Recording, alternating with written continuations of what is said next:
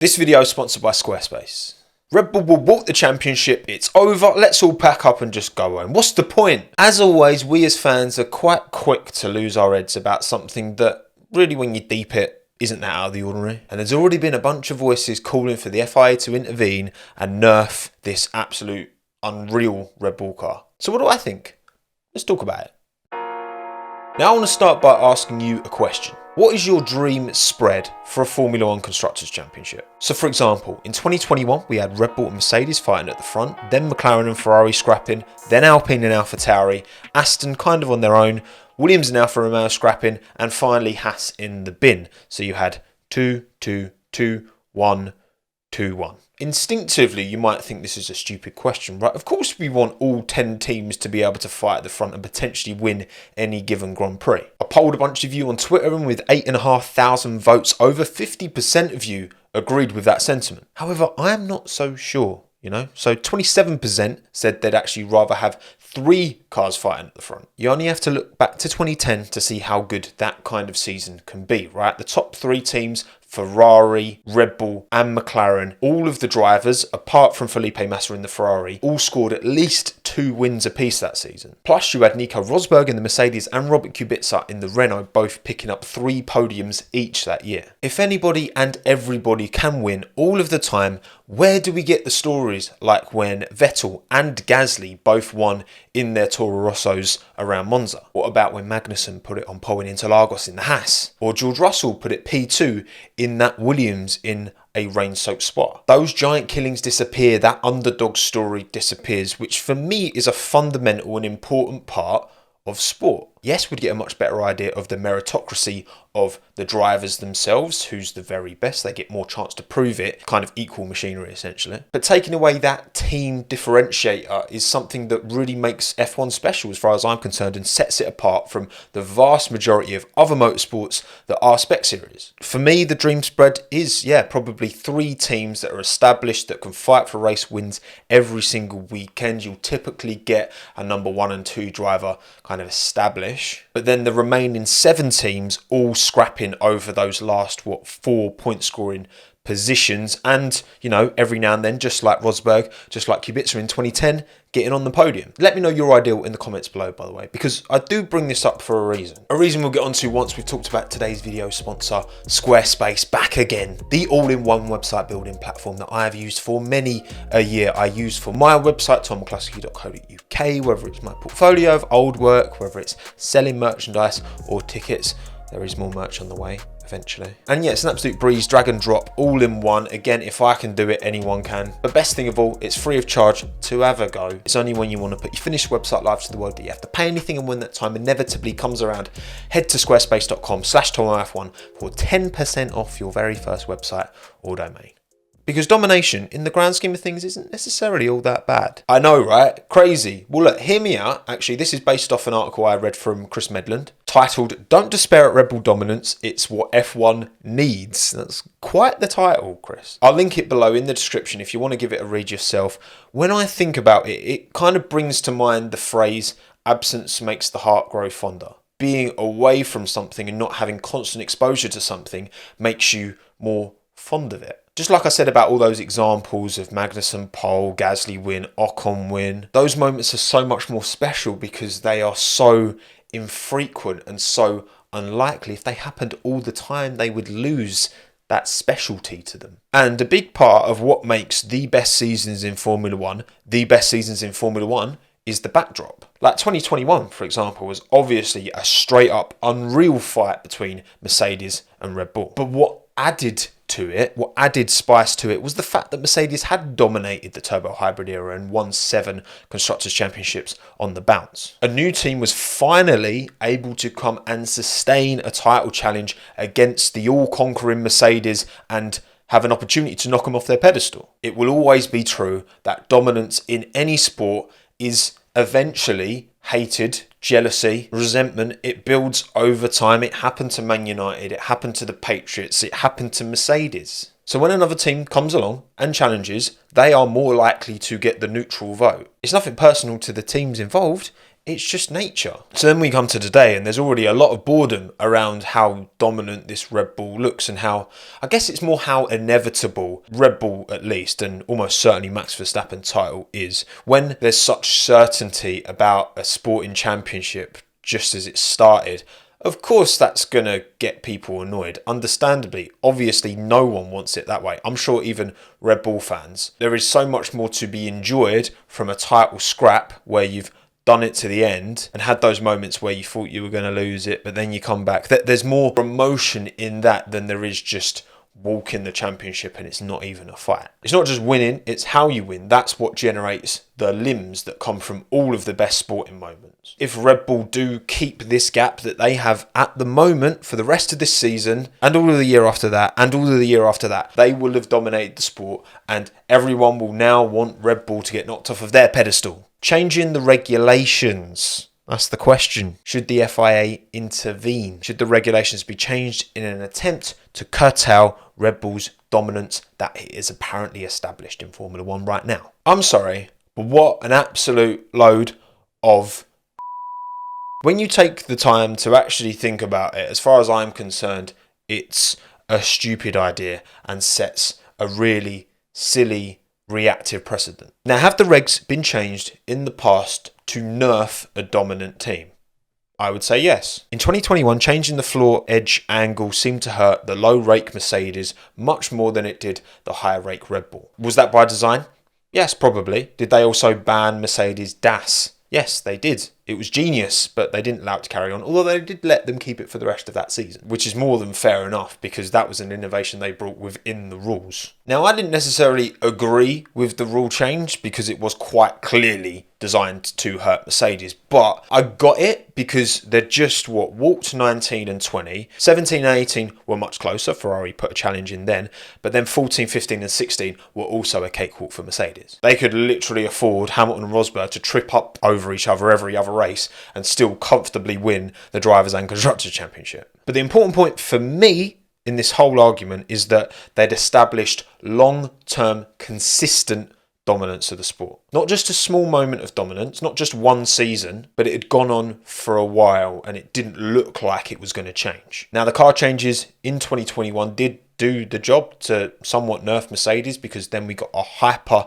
competitive multi-team battle at the front. No domination. Cool. Nice.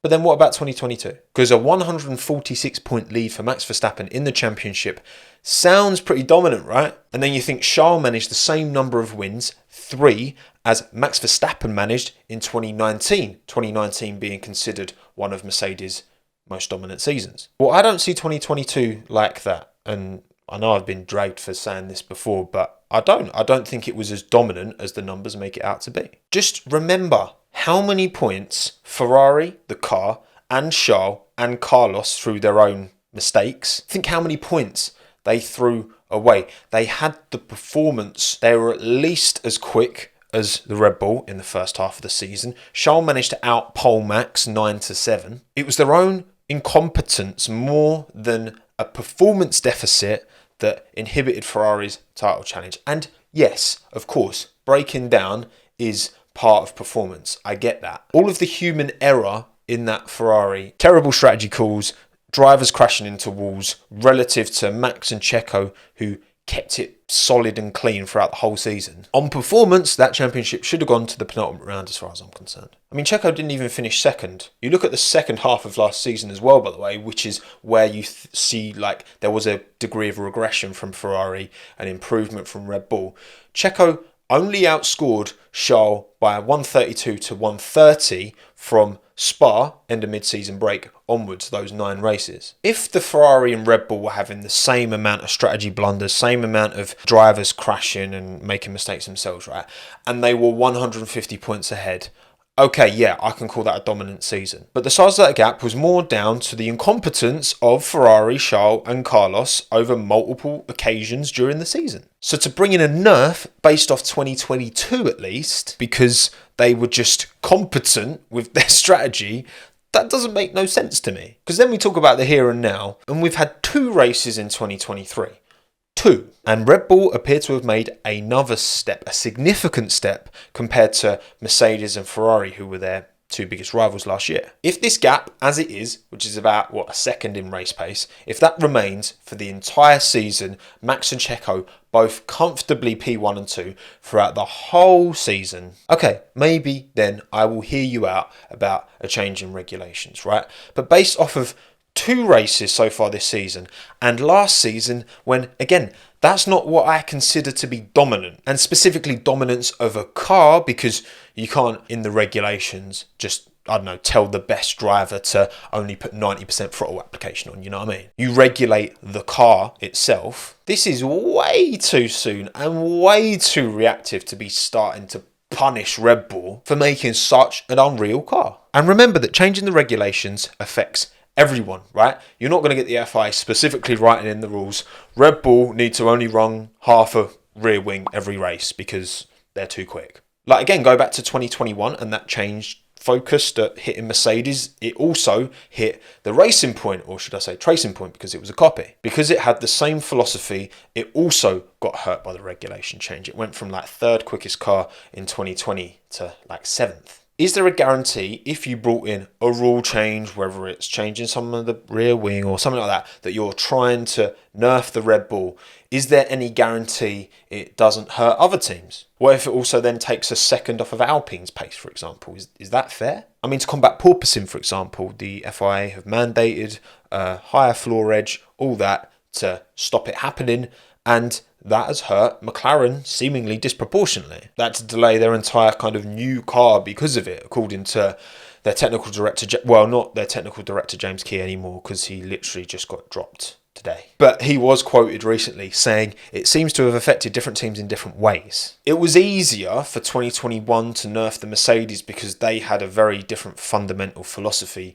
to the Red Bull. So it was a bit more obvious how they could do something to both cars, but it would hurt the Mercedes more. I'm not so sure that's the case now because these regulations are more restricted than ever. And also everyone seems to be going onto this Red Bull philosophy. So how can they hurt the Red Bull without also hurting everyone else? Maybe Ferrari would benefit from it because they've got their big side pods. It is a meritocracy. We talk all the time about how we don't see these drivers in equal machinery. The merit of the drivers we see is diluted by how much money you need to get to the top, even just top tier go-karts. But the rules are the same for everyone. We've had 1 and a little bit seasons, like 24 races, and Red Bull smashed it out of the park. You can't deny that. In the words of Toto Wolff himself, we have had those years when we are as strong, but it is a meritocracy. We shouldn't talk it down, because I remember hearing voices like that between 2014 and 2020. What makes the sport so special is that you need to work hard to win, and you deserve it. And it is a matter of fact. Even if it is not great for the show and the same guys win all the time, it's because they have done a good job and we haven't. For me, given the cost cap era we're in, all of the teams across the grid have to take more responsibility than ever for not being able to fight with the team at the top, and that team currently is Red Bull. There's not the excuse that the top teams can spend 4, 5, 6 times what they used to, and that's part of the reason that Aston Martin have been able to make the jump up that they have, relative particularly, I guess, to Mercedes and Ferrari. Even Haas are at the cost cap this year, and with the sliding ATR scale giving the opportunity to catch up. That's the thing, right? It's giving them the opportunity. It's not guaranteeing anything. It's just giving lower teams the chance. It's up to them whether they take that chance or not. The regulations shouldn't be changing to slow the Red Bull down. They're in place to give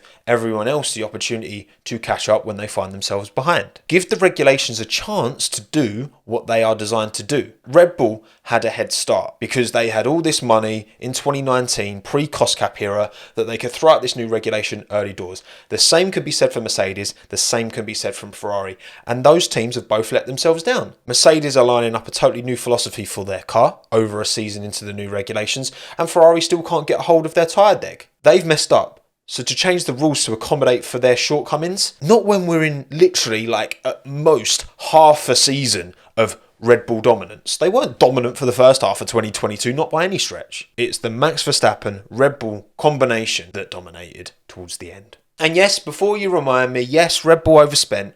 I know. I still think the punishment was too lenient, because it's not just about punishing proportionally to the crime. It's about going more extreme so that it's a dissuasion from any team ever even contemplating. For me, 10% off your ATR plus what, a $7 million fine that didn't even come out of their cost cap allocation. That's not enough of a dissuasion in my opinion. They spent over by what, $500,000. 1.3 was taxes and some nonsense with HMRC, right? In terms of actual money they got to spend towards the team, extra $500,000. $500,000 doesn't go that far in F1. I mean, what, a whole new chassis is about $500,000. Mick Schumacher's writing them off left, right and centre for the last 2 seasons. Sorry, Mick fans, but it's true. The cost cap's $135 million. So a $500,000 overspend is 0.37%. You cannot tell me that that has made a meaningful difference to whether this Red Bull is 1 second up the road or 1/10 up the road. It's a bad look for Red Bull, for sure, but it's not responsible for the gap that they have at the front of the field. We are literally, 24 races into the biggest shake-up in F1 technical regulation history, maybe arguably since like the 80s. Red Bull have smashed it. Bravo, well done. Now it's the job of all the other teams to catch up. Red Bull can't overspend them, and they have Lero.